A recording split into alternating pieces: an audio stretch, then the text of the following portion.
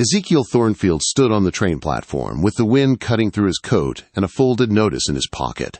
The paper said the bank would take his ranch in 30 days if he could not pay $800. The afternoon train pulled away from the little town of Copper Creek. When the steam cleared, he saw a woman sitting by herself on a wooden bench. She wore a torn white dress that had clearly been a wedding dress that morning. Mud stained the hem.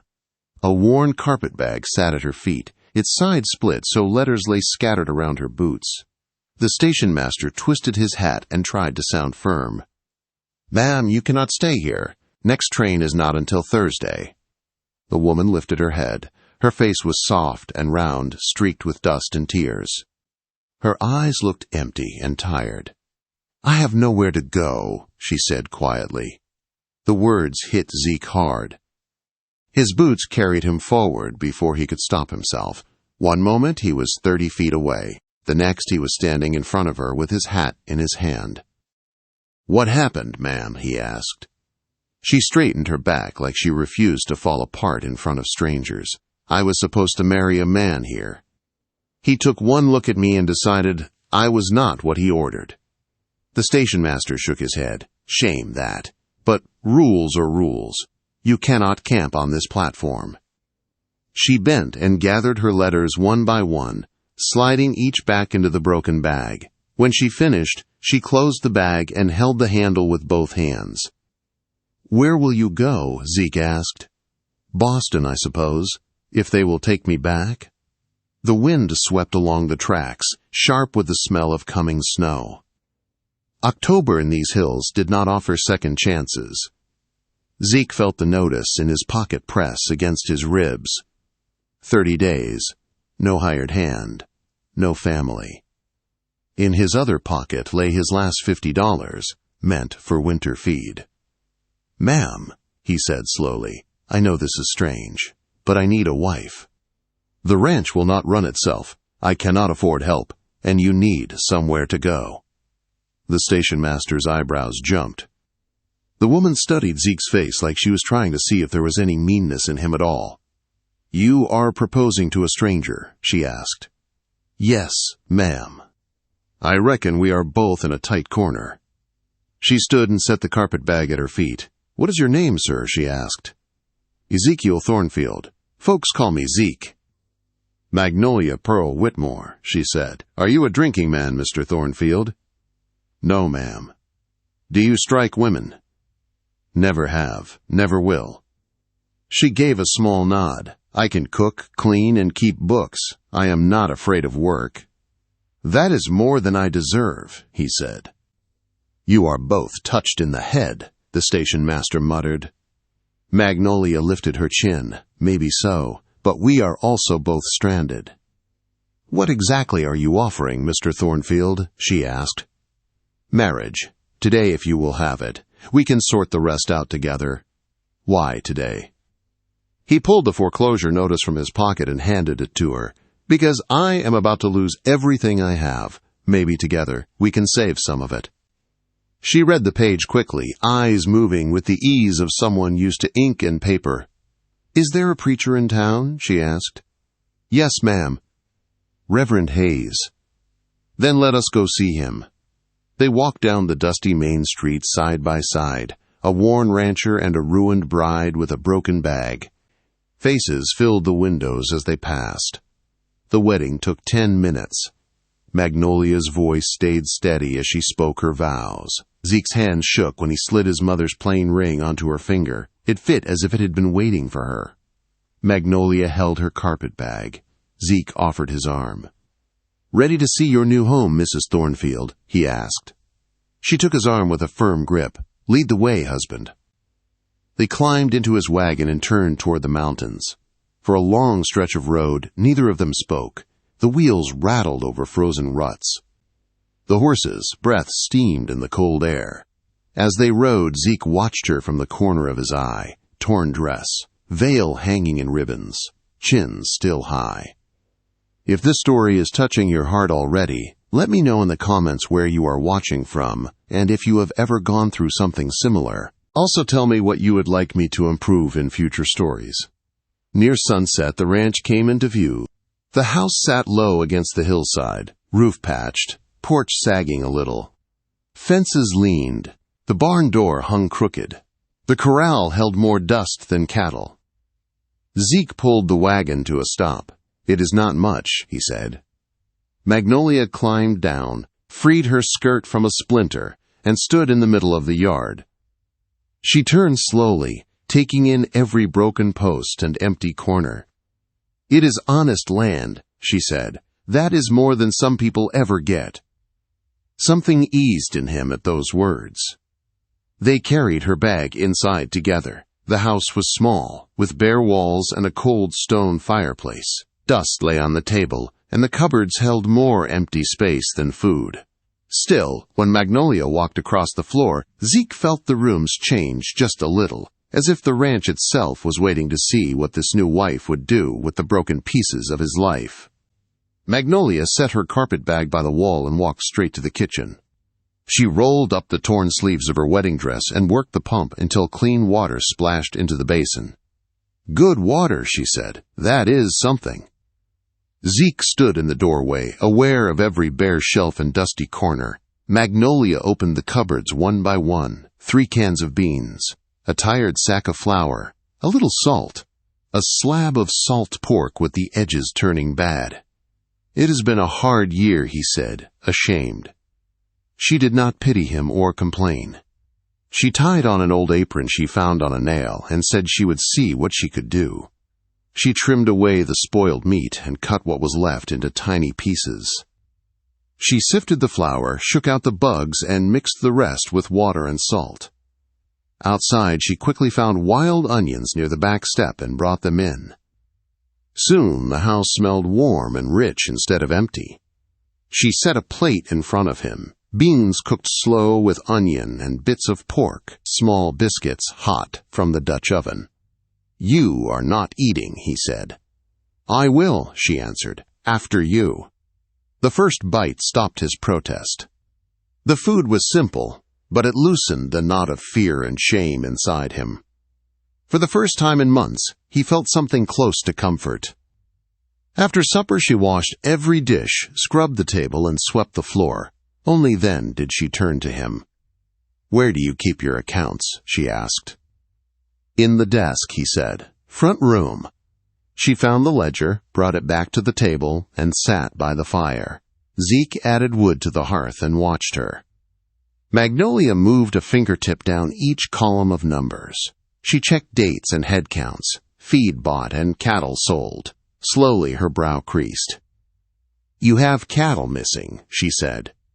"Everybody loses a few," he answered. "Wolves, bad fences, storms." "This is not a few," she said. "According to this, you should have 62 head. You told the station man you had around 40. Zeke stared. "I never added it up like that." 19 head in 2 months is not weather," she said quietly. "Someone is stealing from you." The word theft sat heavy between them. "Who would do that?" he asked. "Someone who knows this land and your habits," she said. "Someone who gains when you fail." The wind rattled the loose shingles. The fire snapped in the hearth. "Why did you leave Boston?" he asked after a moment. She closed the ledger. "My father died," she said. "He left everything to my stepmother. She decided I cost too much to keep and answered an ad for a wife out west. 1 ticket was cheaper than feeding me." Zeke looked at her torn dress and straight back. He knew what it felt like to be treated as a burden instead of a blessing. "You deserved better," he said. "Maybe," she answered, "but I have this ranch and this marriage now." Her hand rested on the ledger. "These troubles belong to me, too." She took the small bedroom off the kitchen that night. Zeke went up to the loft. Lying there, he heard her moving softly below and felt the house change around them. 3 days passed. Magnolia patched curtains from flour sacks, swept out corners Zeke had forgotten, and mended his shirts by lamplight. She kept asking questions. How many cattle in each pasture? How far to town? How often the bank wrote? Who owned the land beside theirs? Every answer went into her mind like another number to be added. On the third morning, she found the foreclosure notice tucked inside an old seed catalog. The paper was worn. The date at the bottom made her chest tighten. "You were not going to tell me," she said when he stepped in from the barn. He froze when he saw the notice on the table. "Did not see the point," he muttered. "No use worrying you when I cannot fix it." "I am your wife," Magnolia said. "Your troubles are mine now." He rubbed his neck. $800 might as well be 8,000. We do not have it. "Not yet," she said. She spread her own sheets beside the notice. Neat columns, rough maps, short notes about feed and pasture. "If we stop whoever is taking your cattle and get every head we still own to market, we might reach that number," she said. "It will be tight, but not hopeless." Before he could answer, hoofbeats rolled into the yard. 3 horses, 3 men. Zeke stepped onto the porch, with Magnolia right behind him. Bartholomew Ashford slid down from a fine bay horse. His coat was clean wool, his boots were polished. 2 hard-faced men stayed mounted behind him. "Heard you took yourself a wife, Thornfield," Ashford said in a smooth voice. Zeke's jaw went hard. "Ashford." Ashford tipped his hat toward Magnolia. "Ma'am." Magnolia met his gaze without blinking. "What do you want, Ashford?" Zeke asked. "To make you an offer," Ashford said. "I hear your cattle keep slipping away. I hear the bank wants its money. I will give you $400 for this place. Cash, today." "This land is worth twice that," Zeke said. "Not to the bank," Ashford answered. "To them it is just bad numbers. To you it is a rope around your neck. Take my money, and you and your wife can start over somewhere easier." His eyes went back to Magnolia, running over her torn dress and round face. "Some land is too rough for certain folks," he added. Magnolia's fingers tightened on the porch rail, but her voice stayed calm. "We are not selling," she said. Ashford's brows lifted. The little wife has opinions. "This wife can read a deed and count cattle," Magnolia said. "She knows the difference between help and a man trying to pick a place clean." One of Ashford's men shifted, hand-brushing his gun belt. The air went tight. "You are making a mistake," Ashford said softly. "Maybe," Magnolia answered. "Time will show who is wrong." Ashford swung back into the saddle. "Think on my offer, Thornfield. Out here, land has a way of changing hands, willing or not." They watched the riders disappear down the trail in a cloud of dust. When the sound faded, Zeke let out a breath. "You just made an enemy," he said. Magnolia looked at him. "I made him an enemy the day I married you," she said. "The question is what we do about it." That afternoon they rode to the North Canyon with Jeremiah Crow, Zeke's gray-haired foreman. The red rock walls rose high on both sides. Grass grew thick at the bottom. A clear stream ran along one edge.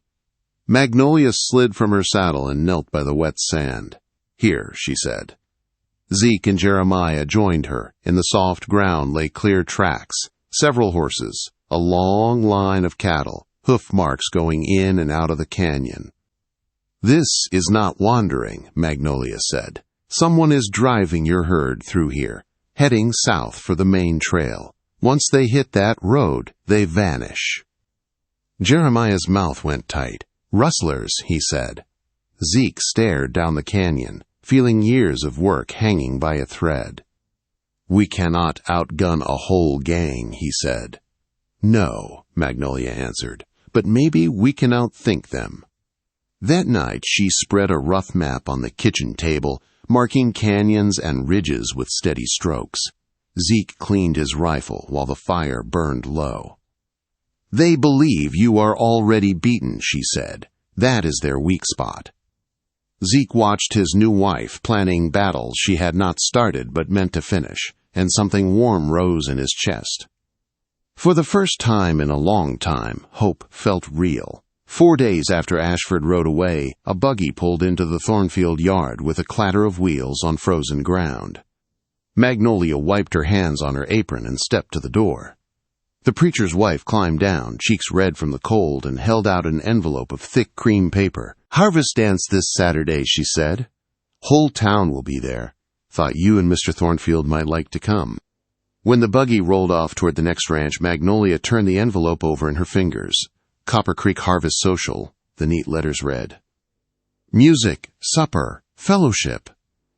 Zeke came in from the barn, brushing straw from his shoulders.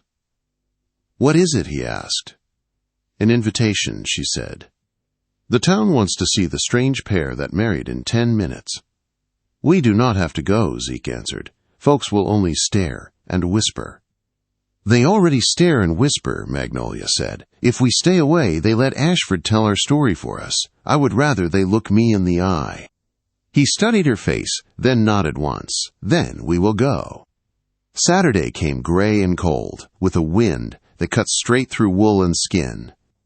Magnolia spent the morning baking bread for the next day and pressing the one fine dress she had brought from Boston, a simple blue that had seen better days but still fit her curves. In the small mirror, she braided her hair smooth and pinned it up with her mother's worn silver combs.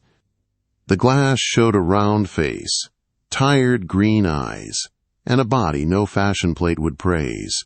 She stared at her reflection until her jaw settled.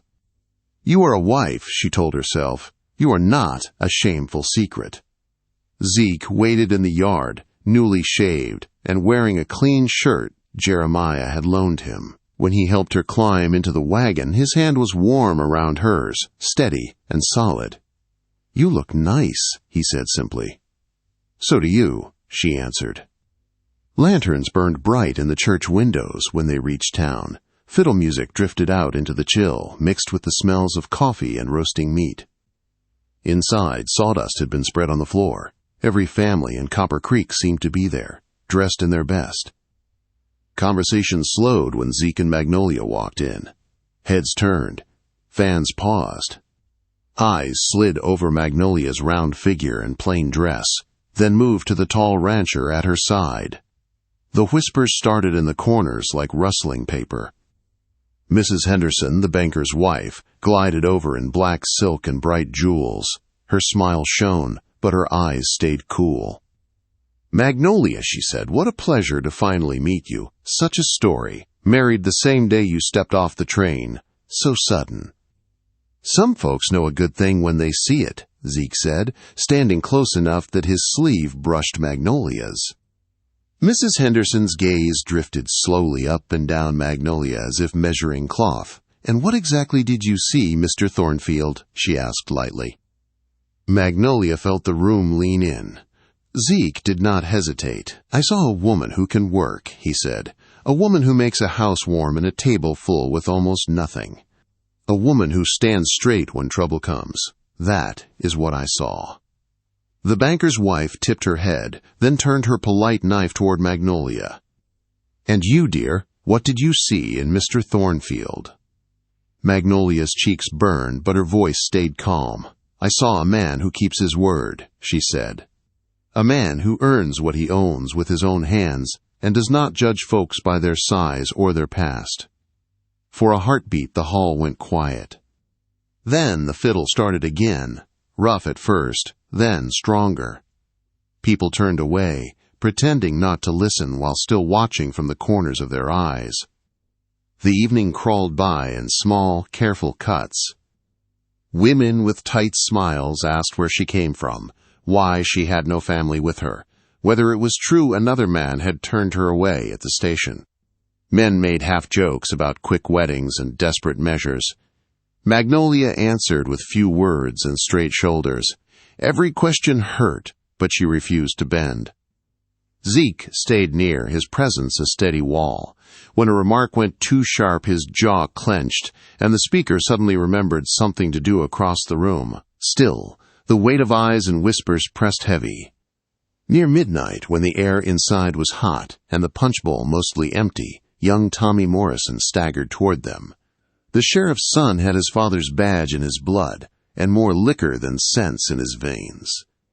He stopped in front of Zeke and looked Magnolia up and down with a sloppy grin. Heard you got yourself a real bargain, Thornfield, he said loudly. Mail-order bride nobody else wanted. Fat little package on sale. The word struck the room like a thrown rock. Music stopped. Boots stilled. Faces turned. Magnolia's stomach twisted, but she kept her hand light on Zeke's arm and lifted her chin. Zeke's voice came out low and even. "Tommy," he said, "you are drunk. Go home." Tommy spread his arms, pleased with his audience.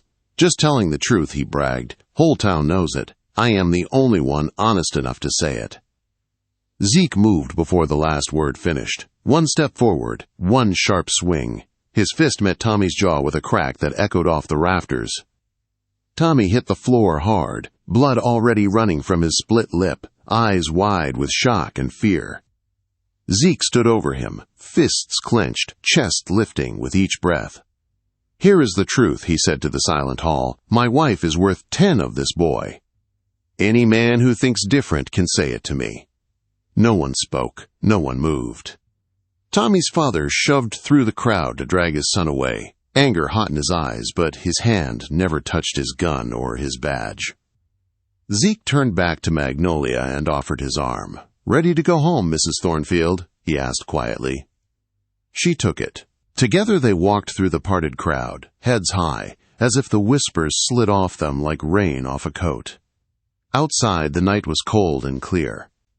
Stars burned sharp above the dark line of the mountains. Their breath smoked as they climbed into the wagon. They rode home in silence, the wheels crunching over frozen ruts. The quiet between them felt different now, full of something new and warm that had not been there before. At the ranch, Zeke helped her down from the wagon. They stood close in the dark yard while the horses shifted in their traces, and the house waited behind them. "Thank you," she said at last. "I only spoke what I know," he answered. He brushed a loose strand of hair back from her face and let his hand rest against her cheek. When she did not pull away, he bent his head and kissed her, slow and sure. She leaned into him, fingers curling in his shirt, heart pounding against his chest.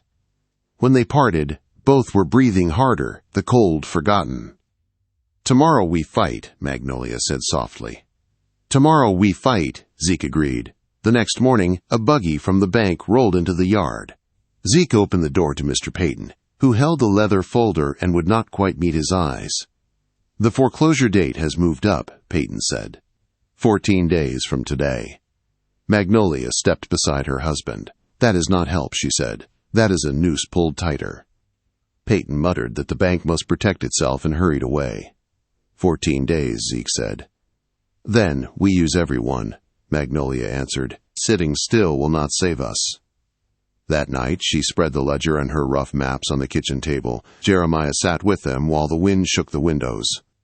"Market in Denver pays near double what Ashford offers," Jeremiah said. "If we drive every animal we have and nothing goes wrong, we might make 800.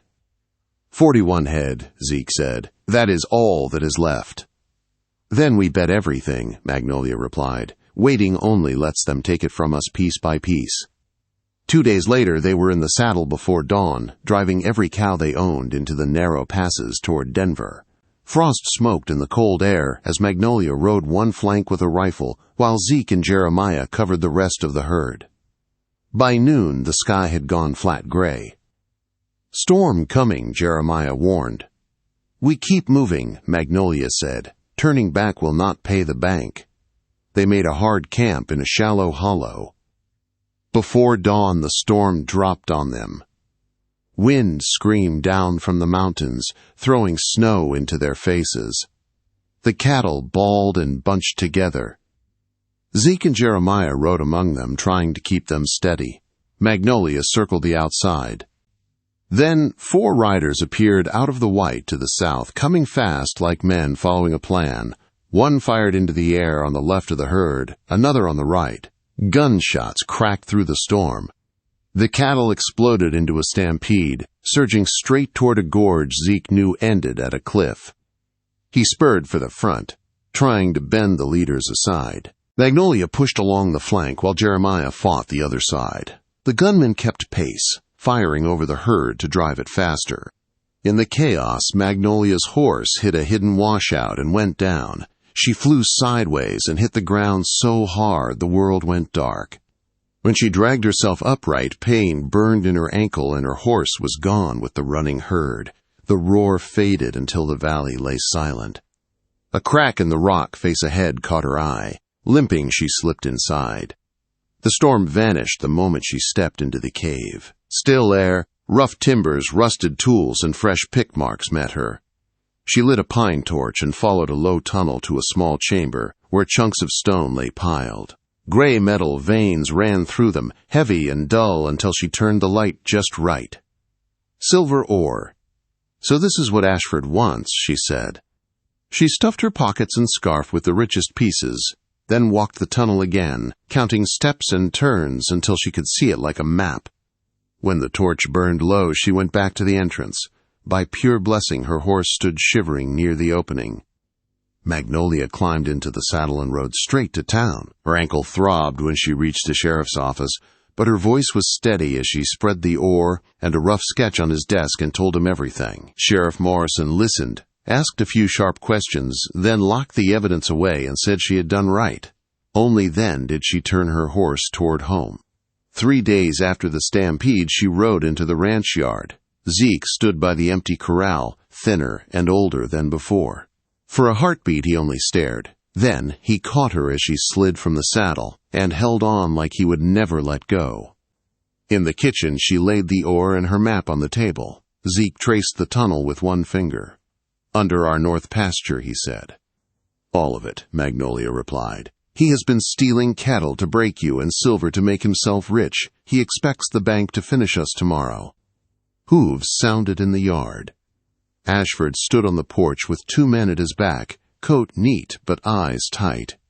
"Foreclosure is tomorrow," he said. "One last offer, $400.